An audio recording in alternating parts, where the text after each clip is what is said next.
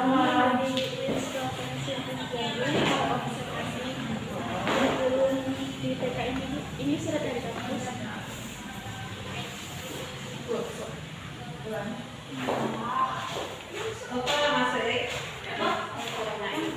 Sebelumnya memasuki pertanyaan berikutnya, bolehkah sedikit dijelaskan tentang profil, sejarah, dan struktur yang ada di TK Negeri Pembinaan ini? Ya, untuk profil sekolah TK Pembina ini sebenarnya berdiri sudah sejak lama, dari tahun 2002, yang mana terdiri dari, kalau kelasnya banyak ya Mbak ya, kelasnya ada sekitar, jadi rombelnya ada 7 rombel, ruangannya ada 7, yang mana untuk PNS-nya lumayan banyak, ada 11 orang, tenaga honorernya ada 3 orang, guru pendampingnya ada 4, TU-nya ada 1, dan untuk penjaga TPA-nya ada 1 orang.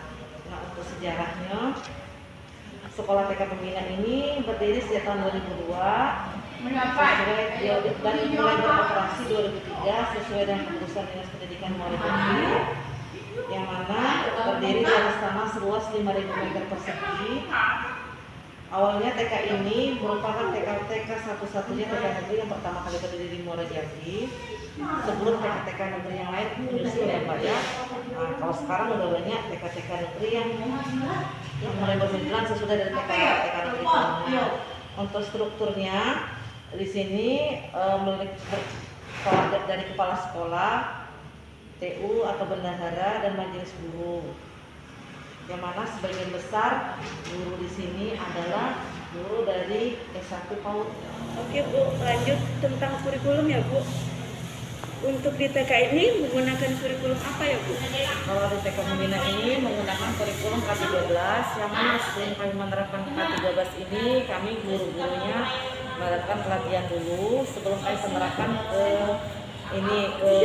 prakteknya. Dari tahun 2010 udah ada K13, walaupun memang belum sempurna, tapi lama-lama kan kita namanya belajar, kita menyempurnakan sesuai dengan ketentuan dari kurikulum yang ada. Nah, untuk berlakunya kurikulum tersebut sejak tahun 10 ya tadi Bu?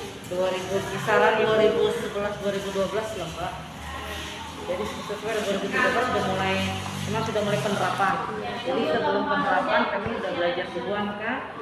Pas pada waktu 2013 kami insya Allah sudah memakai kurikulum 2013. Untuk upaya gurunya itu sendiri Bu, dalam persiapan kurikulum itu seperti apa ya Bu? Nah, untuk persiapan dulunya kan pertama kami kan ada forum KKJ. Jadi semua guru-guru berkumpul dan memanggil narasumber yang kami anggap mampu memberikan pelajaran kepada teman-teman. Mereka membuat kelompok kerja. Jadi sebelum penerapan kami kerja kelompok membuat program semester, mingguan, harian dulu sebelum kami langsung menerapkannya ke lapangan. Untuk sarana dan prasarana apa sudah mencukupi dalam pelaksanaan Bu? Untuk sarana dan prasarananya insya Allah sudah mencukupi sesuai dengan kurikulum 2013. Untuk pelajarannya, apa saja yang dipelajari di TK ini Bu? Untuk pelajarannya biasanya kan kita kalau anak TK mencakupi 6 aspek perkembangan, yang mana perkembangan nilai agama dan moral, seni, fisik motorik, kognitif, bahasa, dan semuanya itu mencakup di tiap indikatornya, tiap pembelajaran mencakup tentang aspek-aspek perkembangan yang akan dicapai oleh anak tersebut. Nah Bu, ada tidak perlu dievaluasi dalam pelaksanaan kurikulum? Kalau kurikulum saya rasa tidak ada evaluasi, cuma pada saat penerapannya Mbak. Misalnya pada media belajar, ya kita mengusahakan media belajar itu yang terdekat dengan anak, yang gampang, yang mudah. Jadi kita tidak memerlukan biaya tinggi untuk menerapkannya kepada peserta didik. Kalau menurut Ibu, ada tidak hambatan atau kesulitan dalam menerapkan kurikulum itu sendiri Bu? Penerapannya tuh namanya kita menerapkan ya Mbak, kalau halangan, yang hambatan itu pasti ada. Tapi kita sebagai pendidik yang kita minimal itu kekurangan tersebut dengan mengakalinya dengan media belajar kayak media ajar. Yang jelas anak tuh senang dan aspek perkembangan yang akan kita harapkan tercapai.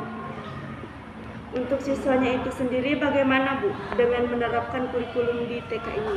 Selama saya menjabat sebagai pendidik, untuk peserta didik selama pemantauan saya, anak tuh senang, riang. Jadi anak tuh ke sekolah tuh memang dia senang, anak tuh jadi senang belajar kan, bermain sambil belajar. Sehingga apa yang kita harapkan sebagai pendidik tercapai dengan yang kita berikan kepada mereka. Boleh jelaskan Bu visi dan misinya Bu? Visi dan misi, mohon maaf ya saya membaca nggak apa-apa ya Mbak ya. Visinya untuk visi dan tujuan, visi misi dan tujuan PAUD di TK Negeri Pembina yaitu visinya mewujudkan peserta didik yang beriman, bertakwa, cerdas, ceria, kreatif, berprestasi, serta berkarakter dan berbudaya. Untuk misi tujuan yaitu mewujudkan anak PAUD yang cerdas, intelektual, emosional, dan spiritual, mewujudkan anak PAUD yang berprestasi sesuai dengan potensi yang dimilikinya, mewujudkan anak PAUD yang sehat, jasmani dan rohaninya, serta ceria sesuai dengan karakter anak PAUD. Itu mewujudkan anak memiliki perilaku yang sesuai dengan nilai-nilai budaya dan karakter bangsa. Tujuannya untuk meningkatkan kegiatan keagamaan sehingga anak menanamkan iman dan takwa kepada anak, meningkatkan kreativitas anak dalam berbagai aspek perkembangan, untuk menyiapkan anak melanjutkan ke jenjang pendidikan selanjutnya, meningkatkan teladan pendidik dan tenaga pendidikan sebagai contoh atau model bagi anak atau peserta didik, meningkatkan kualitas sarana dan prasarana untuk penunjang proses belajar, serta membina kerjasama yang harmonis terkait peningkatan optimalisme pelayanan PAUD. Demikianlah visi dan misi sekolah ini. Adakah perangkat pembelajaran silabus atau program semesternya Bu? Oh ada perangkat program semesternya. Ini silabusnya Mbak ya, ini KTSP ini kan. Nah untuk program semesternya di sini Mbak ada juga.